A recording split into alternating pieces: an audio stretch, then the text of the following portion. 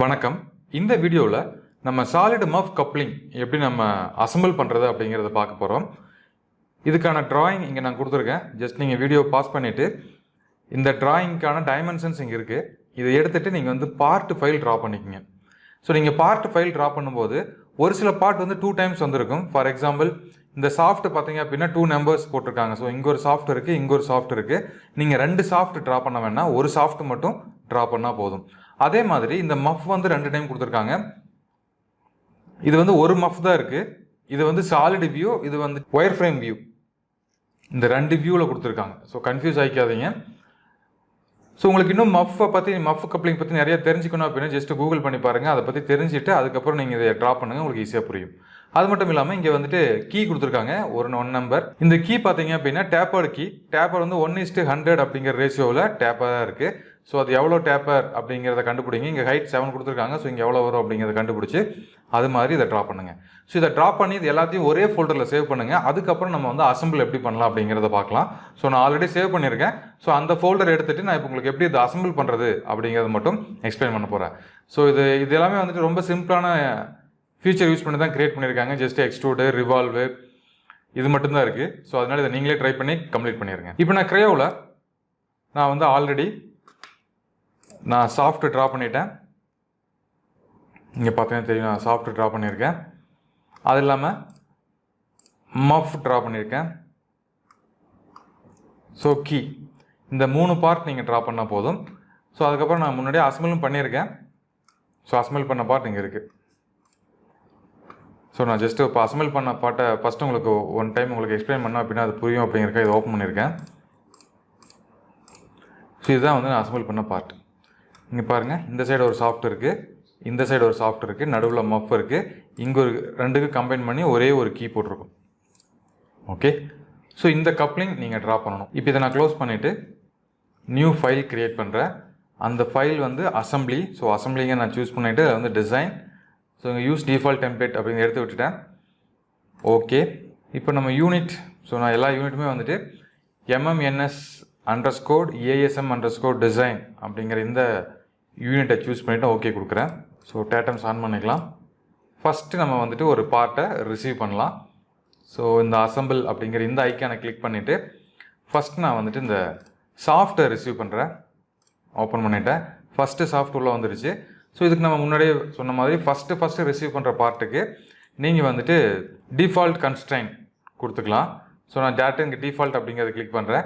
இங்கேயும் நீங்கள் கிளிக் பண்ணலாம், அதர்வைஸ் இங்கே போய்ட்டு நம்ம டிஃபால்ட் கிளிக் பண்ணலாம். கிளிக் பண்ணி ஃபுல்லி கன்ஸ்ட்ரைன் ஆயிடுச்சு. ஸோ நான் வந்துட்டு ஓகே கொடுக்குறேன். இங்கே பாருங்கள். ஸோ அகெயின் இதே பார்ட் நம்மளுக்கு வேணும். நான் மறுபடியும் அசம்பிள் கிளிக் பண்ணிவிட்டு மறுபடியும் அதே சாஃப்ட்டை நான் செலக்ட் பண்ணிவிட்டு ஓகே கொடுக்குறேன்.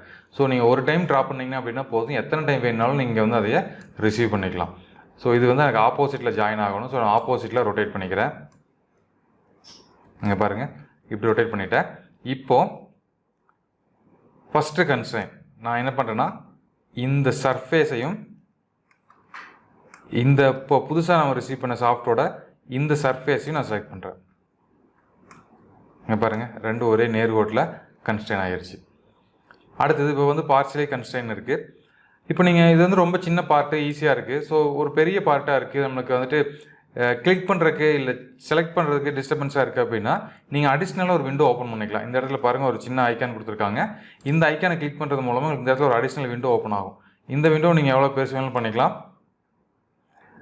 ஸோ இந்த விண்டோவில் நம்ம ஜூம் பண்ணுறது, ரொட்டேட் பண்ணுறது, ஒயர் ஃப்ரேமில் பார்க்குறது, இது மாதிரி எல்லா ஆப்ஷன்ஸும் கொடுத்துருக்காங்க.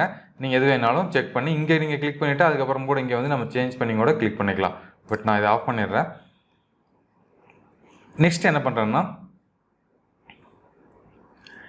இந்த டேட்டம் பிளேனும் இந்த டேட்டம் பிளேனையும் செலக்ட் பண்ணுறேன். பாருங்கள், இப்போ இந்த டிஸ்டன்ஸ் கேட்குது. இந்த டிஸ்டன்ஸ் நான் இங்கே போயிட்டு கோயின்சைடு கொடுத்துட்றேன். ஸோ இப்போ 2 கரெக்டாக வந்து கோயின்சைட் ஆயிரும். அடுத்தது 3வது, நீங்கள் அசம்பிள் பண்ணும்போது ஒவ்வொரு பார்ட்டை அசம்பிள் பண்ணும்போதும் குறைஞ்சது 3 கன்ஸ்ட்ரெயின் கொடுக்கணும். ஸோ நீங்கள் 3 கன்ஸ்ட்ரெயின் கொடுத்தீங்க அப்படின்னா தான் கரெக்டாக மேட்ச் ஆகும்.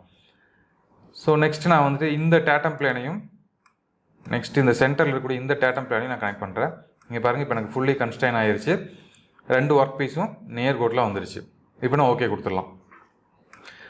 ஸோ நான் இப்போ வந்து டேட்டம் பிளேன்ஸ் யூஸ் பண்ணி செலக்ட் பண்ணிக்கிறேன். மேபி உங்களுக்கு வந்து டேட்டம் பிளேன் சென்டரில் இல்லை அப்படின்னா நீங்கள் வந்து இந்த சர்ஃபேஸையும் இந்த சர்ஃபேஸையும் செலக்ட் பண்ணுறது மூலமாகவும் நம்ம வந்துட்டு ஜாயின் பண்ண முடியும்.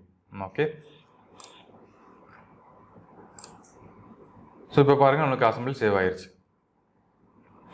இப்போ இதை மட்டும் நீங்கள் தனியாக ஒரு ஃபைலாக சேவ் பண்ணி வச்சுட்டு, இது ஒரு அசம்பிளி ஃபைலாக சேவ் பண்ணி வச்சுட்டு நீங்கள் மறுபடியும் இன்னொரு அசம்பிளி எடுத்துகிட்டு அதை ரிசீவ் பண்ணி கூட நம்ம பண்ண முடியும். அதை வந்து சப் அசம்பிளின்னு சொல்லுவாங்க. ஸோ நம்ம ஃபர்தராக வரக்கூடிய வீடியோஸில் அந்த சப் அசம்பிளி பற்றி உங்களுக்கு எக்ஸ்பிளைன் பண்ணுறேன். ஸோ இப்போ எகைன் நான் வந்துட்டு அசம்பிள் ஃபைல் ஓப்பன் பண்ணிவிட்டு இப்போ இந்த மஃப் நான் ஓப்பன் பண்ணுறேன். ஓப்பன். ஸோ மஃப் இங்கே வந்துருச்சு. ஸோ இந்த மஃப் எனக்கு சென்டரில் வரணும். நம்மளுக்கு டைமென்ஷன்ஸ் தெரியும். நீங்கள் டைமென்ஷன்ஸ் வச்சு வேணாலும் சென்டரில் கொண்டு வந்துக்கலாம். அப்படி இல்லை அப்படின்னா டேட்டம்ஸ் வச்சுக்கோ நீங்கள் சென்டரில் கொண்டு வர முடியும். பட் நான் இப்போ வந்துட்டு ஜஸ்ட்டு ஃபஸ்ட் என்ன பண்ணுறேன்னா இந்த உள்ளே இருக்கக்கூடிய இந்த சிலிண்ட்ரிக்கல் சர்ஃபேஸையும் ஒர்க் பீஸில் இங்கே சாஃப்டில் இருக்கக்கூடிய இந்த சிலிண்ட்ரிக்கல் சர்ஃபேஸையும் கிளிக் பண்ணுறேன். இங்கே பாருங்கள் உள்ளே வந்துருச்சு. ஸோ இப்போ நம்மளுக்கு வந்துட்டு இந்த மூமெண்ட் பேலன்ஸ் இருக்குது. அதே மாதிரி இந்த ரொட்டேஷனல் மூமெண்ட்டும் பேலன்ஸ் இருக்குது. நான் ஃபஸ்ட்டு இந்த ரொட்டேஷனல் மூமெண்ட்டை அரெஸ்ட் பண்ணுறேன். இந்த ரொட்டேஷனல் மூமெண்ட்டை அரெஸ்ட் பண்ணுறதுக்கு நான் என்ன யூஸ் பண்ண போகிறேன் அப்படின்னா இங்கே பாருங்கள் இந்த சர்ஃபேஸையும் இந்த சர்ஃபேஸையும் நான் வந்து மேட் பண்ணிடுறேன். ஸோ ஆட்டோமேட்டிக்காக எனக்கு இப்போ ரொட்டேஷனல் மூவ்மெண்ட்டும் ஆஃப் ஆகிடுச்சு. Just in and out movement மட்டும்தான் இருக்குது. ஸோ இந்த இன் அண்ட் அவுட் மூவ்மெண்ட் வந்துட்டு நம்ம சென்டரில் வச்சுட்டு அந்த டிஸ்டன்ஸ் கொடுத்துட்டு கரெக்டாக லாக் பண்ணலாம். டிஸ்டன்ஸுக்கு இந்த சர்ஃபேஸோட இந்த சர்ஃபேஸும் இந்த சாஃப்டோட இந்த சர்ஃபேஸும் மஃபோட இந்த சர்ஃபேஸ் நான் கிளிக் பண்ணுறேன். கிளிக் பண்ணி நமக்கு எவ்வளோ டிஸ்டன்ஸ் வேணுமோ நம்ம டிஸ்டன்ஸ் வச்சுட்டு லாக் பண்ணிக்கலாம். ஓகே, ஸோ இன்னும் ஒரு சிலருக்கு ஒரு ஐடியா வரலாம், இல்லை வந்துட்டு எதுக்காக நம்ம வந்துட்டு இந்த ஃபுல்லி கன்ஸ்ட்ரெயின் அப்படிங்கிறது வரணும், ஃபுல்லி கன்ஸ்ட்ரெயின் வராமல் நம்ம அசம்பிள் பண்ண முடியாதா அப்படின்னாலும் கண்டிப்பாக பண்ண முடியும். இங்கே பாருங்கள், இதுக்கு நம்ம அடுத்தது கீ எடுக்கலாம். ஓப்பனில் போயிட்டு இப்போ நான் கீஸ் சூஸ் பண்ணுறேன். கீ ஓப்பன் பண்ணிட்டேன். இந்த கீ இங்கே நீங்கள் கன்ஃபியூஸ் ஆகாமல் இருக்கணும். என்ன ரீசன்னா இது எது வந்து டாப் சைடு எது பாட்டம் சைடு அப்படிங்கிறத பார்க்கணும். ஏன்னா ஒரு பக்கம் வந்து டைமென்ஷன்ஸ் கம்மியாக இருக்கும், ஒரு பக்கம் டைமென்ஷன்ஸ் அதிகமாக இருக்கும்.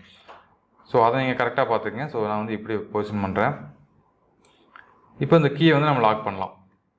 ஸோ இதுக்கு நான் என்ன பண்ணுறேன்னா ஃபஸ்ட்டு வந்துட்டு இதோட பாட்டம் சர்ஃபேஸ், இந்த கீயோட பாட்டம் சர்ஃபேஸ் வந்துட்டு இதோட பாட்டத்தில் மெர்ஜ் ஆகணும். ஓகே, ஸோ அது வந்துட்டு மேட்ச் பண்ணியாச்சு. நெக்ஸ்ட்டு வந்துட்டு இந்த கீயோட சைடு சர்ஃபேஸ் வந்துட்டு இந்த இந்த கீ வேல் இருக்கக்கூடிய இந்த சைடு சர்ஃபேஸில் மஃபோட சைடு சர்ஃபேஸில் லாக் ஆகணும். லாக் பண்ணும்போது இங்கே பாருங்கள் அது ஆங்கிள் கேட்குது. ஸோ நமக்கு ஆங்கிள் வேண்டாம், நம்ம என்ன பண்ணிக்கலாம்னா கோயின்சைடு கொடுத்துக்கலாம். ஓகேங்களா? ஸோ இப்போ ஒரே ஒரு வே மட்டும்தான் இருக்குது, இந்த டைரக்ஷன் மூவ்மெண்ட் மட்டும்தான் இருக்குது. இது நம்ம என்ன பண்ணிக்கலாம்னா டைமென்ஷன்ஸ் யூஸ் பண்ணி நம்ம லாக் பண்ணிக்கலாம். ஸோ இப்போ நீங்கள் ஓகே, இப்போ ஒரு மூவ்மெண்ட் இருக்குது. இந்த மூவ்மெண்ட் இருக்கும்போதே நான் ஓகே கொடுத்தா என்ன ஆகும்? ஏன்னா எனக்கு ஓகே கீ வந்து ஓப்பனில் இருக்குது. ஸோ ஓகே கொடுத்தேன் அப்படின்னா கன்ஃபார்ம் ஆயிரும், உங்களுக்கு எந்த ப்ராப்ளமும் இருக்காது, இது அப்படியே செட் ஆயிரும். ஆனால் மாடல் ட்ரீயில் பாருங்கள், இப்போ இந்த 2 சாஃப்ட் ரிசீவ் பண்ணியிருக்கிறோம், ஒரு மஃப் ரிசீவ் பண்ணியிருக்கோம். இந்த ஒரு ஐக்கான் இருக்குது. இந்த ஐக்கானுக்கு பக்கத்தில் எந்த ஒரு சிம்பிள் இல்லை, நான் முன்னாடி உங்களுக்கு சொல்லியிருந்தேன். பட் இந்த கீவேக்கு மட்டும் முன்னாடி பாருங்கள், கீக்கு முன்னாடி ஒரு சிம்பிள் இருக்குது. இந்த சிம்பிள் எதை மீன் பண்ணுது அப்படின்னா ஃபுல்லாக கன்ஸ்ட்ரெயின் ஆகலை அப்படிங்கிறத மீன் பண்ணுது. ஸோ நீங்கள் இது இப்படியே ட்ரா பண்ணி ஒரு இன்டர்வியூவில் போகும்போது நீங்கள் இது மாதிரி வச்சு அசம்பிள் பண்ணி ஓகே கொடுத்துட்டீங்க அப்படின்னா சிம்பிளாக ஈஸியாக கண்டுபிடிச்சிருவாங்க. ஸோ இது வந்து ஃபுல்லாக கன்ஸ்ட்ரெயின் ஆகலை அப்படிங்கிறது. ஸோ அதனால் நீங்கள் வந்து கண்டிப்பாக இதை ஃபுல்லி கன்ஸ்ட்ரெயின் பண்ணணும். ஸோ அப்படி நீங்கள் ஓகே கொடுத்துட்டீங்க அப்படின்னாலும் ப்ராப்ளம் இல்லை. ஜஸ்ட்டு செலக்ட் பண்ணிவிட்டு மறுபடியும் நம்ம வந்துட்டு நம்மளுக்கு இந்த எடிட் டெஃபினிஷன் ஆப்ஷன் கொடுத்துருக்காங்க. ஸோ ரைட் கிளிக் பண்ணும்போது எடிட் டெஃபினிஷன் ஆப்ஷன் நமக்கு ஓப்பன் ஆகுது. ஸோ அதை கிளிக் பண்ணிவிட்டு மறுபடியும் நீங்கள் வந்துட்டு இதை லாக் பண்ணுங்கள்.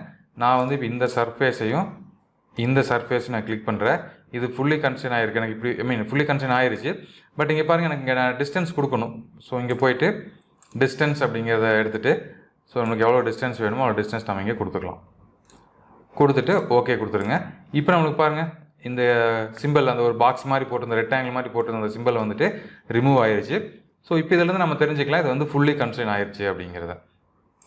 ஓகே ஓகே, நான் ஏதாவது மாடிஃபை பண்ணணும், இந்த சாஃப்ட்டோட டயாமீட்டர் சேஞ்ச் பண்ணணும், இல்லை சாஃப்ட்டோட லென்த்து சேஞ்ச் பண்ணணும் அப்படின்னு விருப்பப்பட்டீங்க அப்படின்னா ஜஸ்ட் இங்கே நீங்கள் ரைட் கிளிக் பண்ணுங்கள். இங்கே வந்து உங்களுக்கு ஓப்பன், இந்த ஃபோல்டர் ஓப்பன் மாதிரி ஒரு சிம்பிள் இருக்கும். இதை நீங்கள் கிளிக் பண்ணீங்க அப்படின்னா உங்களுக்கு ஃபுல்லாக வந்துட்டு இது செப்பரேட்டாக பார்ட் ஃபைலில் ஓப்பன் ஆயிரும். பார்ட்டில் ஓப்பன் ஆனதுக்கப்புறம் நம்ம ஈஸியாக வந்து டபுள் கிளிக் பண்ணிவிட்டு இதை மாடிஃபை பண்ணிக்க முடியும். ஃபார் எக்ஸாம்பிள் நான் டயாமீட்டர் மாடிஃபை பண்ணுறேனே, டயாமீட்டர் வந்து 25 இருக்குது. இதை நான் வந்து ஒரு 10 கொடுக்குறேன். ஸோ இங்கே சேஞ்ச் ஆயிடுச்சு. நீங்கள் ஜஸ்ட் இதை சேவ் பண்ணிவிட்டு இதை நீங்கள் க்ளோஸ் பண்ணிடலாம். ஆட்டோமேட்டிக்காக இங்கே அப்டேட் ஆயிரும். இங்கே பாருங்கள் எப்படி அப்டேட் ஆயிடுச்சு அப்படின்னு. நீங்கள் வந்து இதுக்காக தான் வந்து நம்ம இந்த part file, assembly file, drafting file எல்லாம் ஒரே ஃபோல்டருக்குள்ளே வச்சுருக்கணும் அப்படின்னு சொல்கிறோம். ஸோ நீங்கள் இப்போ அதை சேஞ்ச் பண்ணதுனால ஆட்டோமேட்டிக்காக எனக்கு 2 சாஃப்ட்டுமே சேஞ்ச் ஆயிடுச்சு. அகைன் நான் போய்ட்டு அதை சேஞ்ச் பண்ணுறேன். ஓப்பன், சேஞ்ச், டயாமீட்டர் வந்து 25 முன்னாடி இருந்தது, என்டர். இப்போ அகைன் நான் போய்ட்டு சேவ் பண்ணுறேன், க்ளோஸ். இங்கே பாருங்கள் அப்டேட் ஆயிடுச்சு. இதுதான் வந்துட்டு சென்ட்ரிஃபிக் கான்செப்ட் அப்படின்னு இந்த கிரேயோவில் சொல்கிறாங்க. அதாவது நம்ம ஒரு பார்ட் சேஞ்ச் பண்ணோம் அப்படின்னா ஆட்டோமேட்டிக்காக அசம்பிளியில் சேஞ்ச் ஆயிரும். அசம்பிளியில் சேஞ்ச் ஆகிறது மட்டும் இல்லாமல் அதை பேஸ் பண்ணி என்னென்ன ஃபீச்சர்லாம் நீங்கள் க்ரியேட் பண்ணியிருக்கீங்களோ, என்னென்ன மாடியூல்லாம் க்ரியேட் பண்ணியிருக்கீங்களோ, ஸோ அது எல்லாத்துலேயும் ஆட்டோமேட்டிக்காக அப்டேட் ஆயிரும். ஓகே, ஸோ பேசிக்காக இப்போ நம்மளுக்கு வந்துட்டு உங்களுக்கு ஒரு அசம்பிளி எப்படி பண்ணுறது அப்படிங்கிறது உங்களுக்கு புரிஞ்சிருக்கும்னு நினைக்கிறேன். இன்னும் அசம்பிளியில் நிறையா இருக்குது. வரக்கூடிய வீடியோவில் தொடர்ந்து பாருங்கள். நன்றி, வணக்கம்.